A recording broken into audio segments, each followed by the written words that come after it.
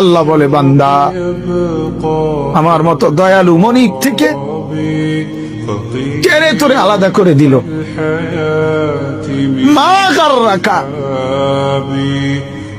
আরে বান্দা, আমার থেকে কেন আলাদা হলি? আমি কি অপরাধ করেছি?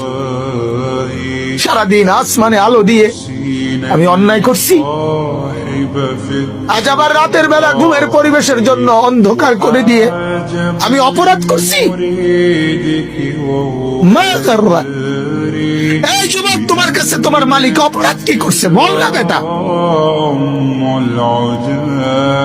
বল।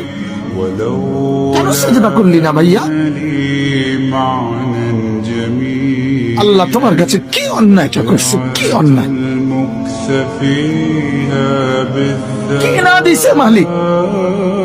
মা গাররাকা বিরাব্বিকাল কারীম, এটা আল্লাহর ডাক।